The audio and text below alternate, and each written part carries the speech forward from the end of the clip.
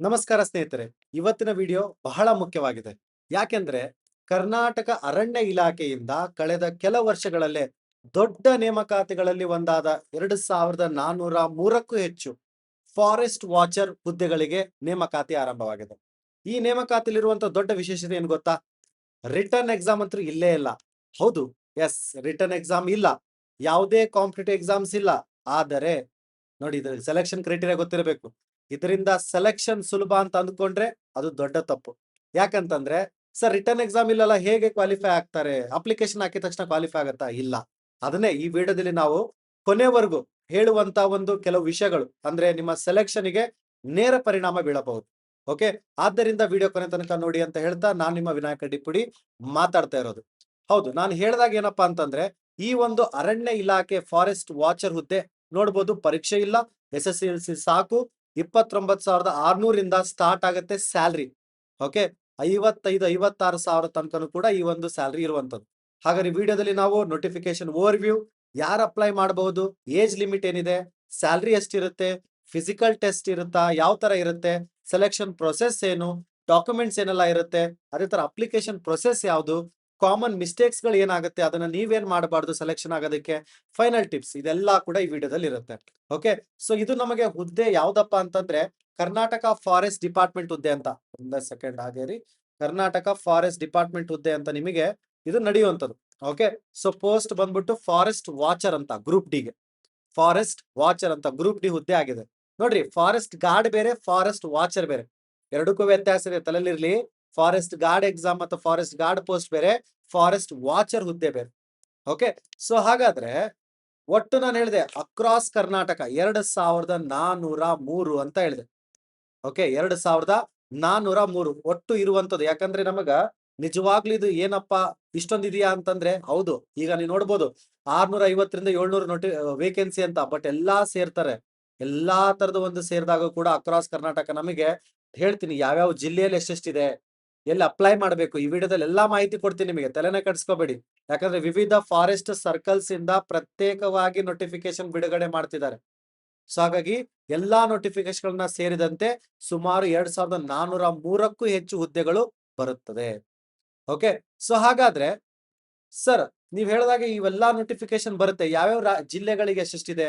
ಬೆಂಗಳೂರಿಗೆ 802, ಬಳ್ಳಾರಿಗೆ 631, ಶಿವಮೊಗ್ಗ 386, ಚಾಮರಾಜನಗರ 159, ಮೈಸೂರು 121, ಮತ್ತೆ ನಮಗೆ ಲೈಕ್ ಕೆನರಾ ಭಾಗ ಅಂತ 67, ಚಿಕ್ಕಮಗಳೂರು 60, ಮಂಗಳೂರು 54, ಬೆಳಗಾವಿ 42, ಕೊಡಗು 32, ಹಾಸನ 31, ಧಾರವಾಡ 12 ಮತ್ತೆ ಕಲಬುರಗಿ 6.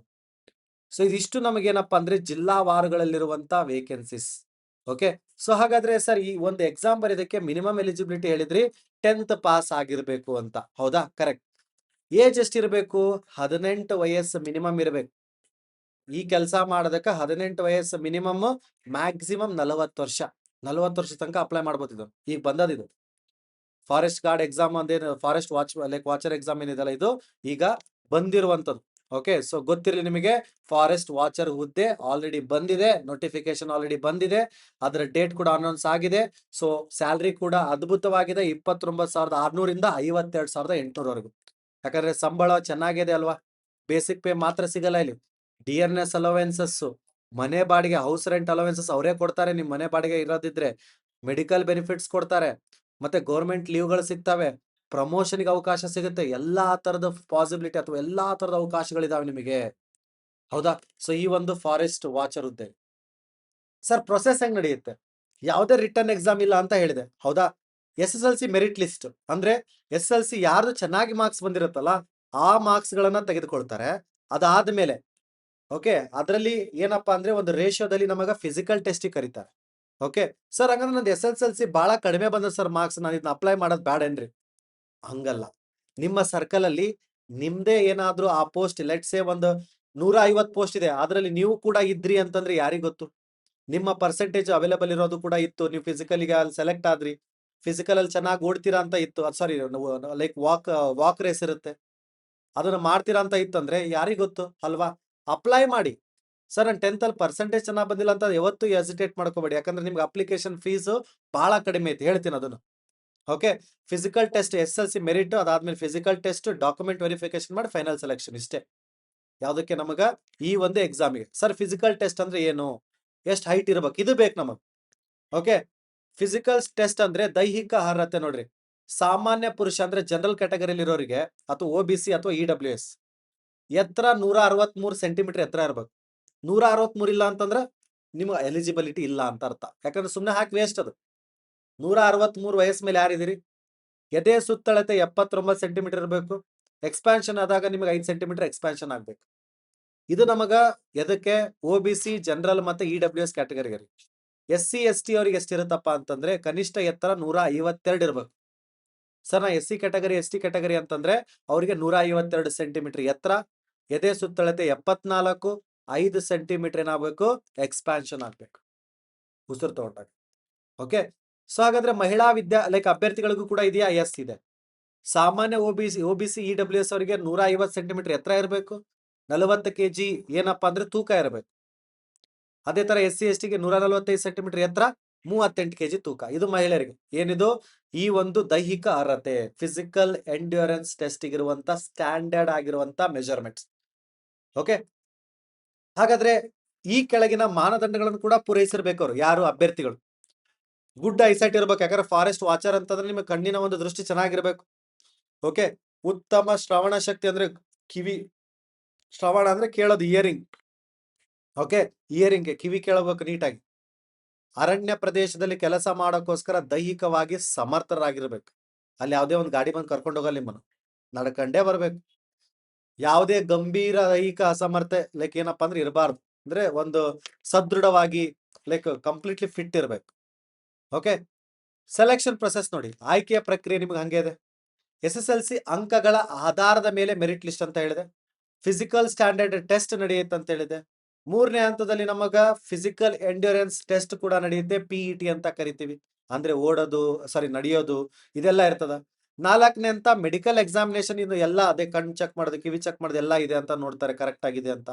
ನಂತರ ಡಾಕ್ಯುಮೆಂಟ್ ವೆರಿಫಿಕೇಶನ್.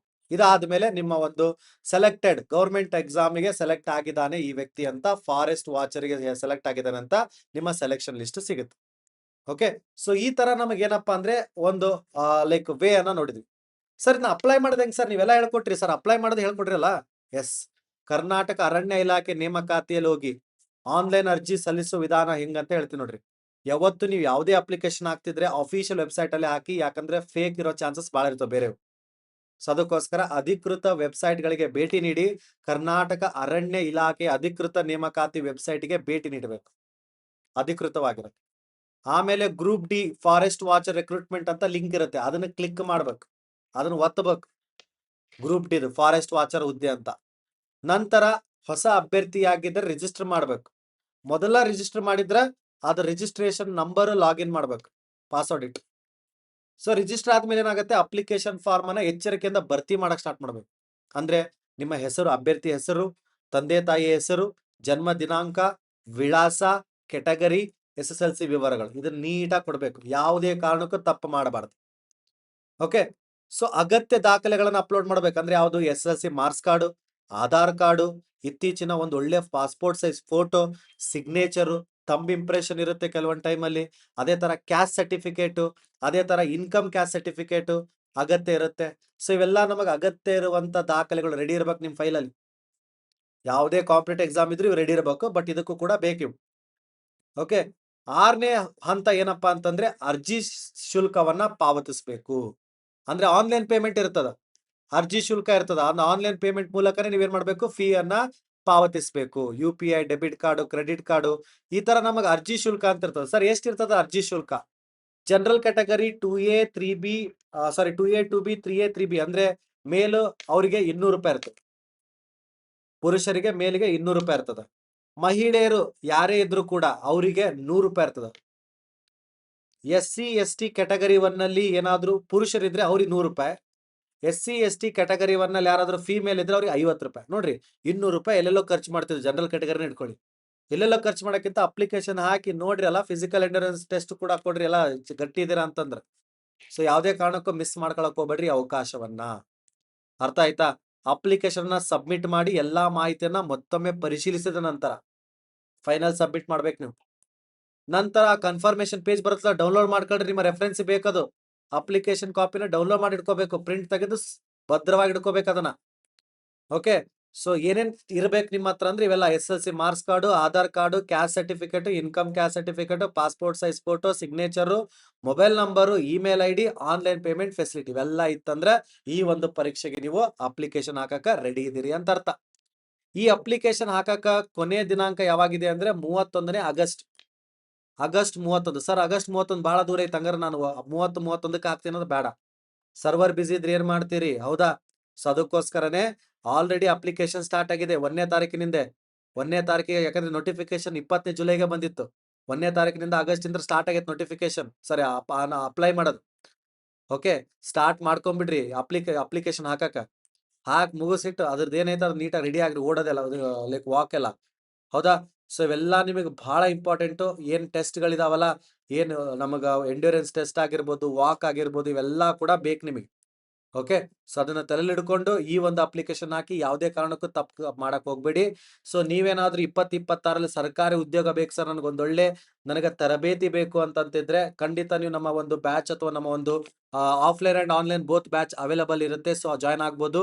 ಇವತ್ತು ಅಂದ್ರೆ ಆಗಸ್ಟ್ 5ನೇ ತಾರೀಕು ಕೂಡ ಸಂಜೆ 6 ಗಂಟೆಗೆ ಫ್ರೀ ಆಗಿ ನಿಮಗೆ ಓರಿಯಂಟೇಶನ್ ಇರುತ್ತೆ.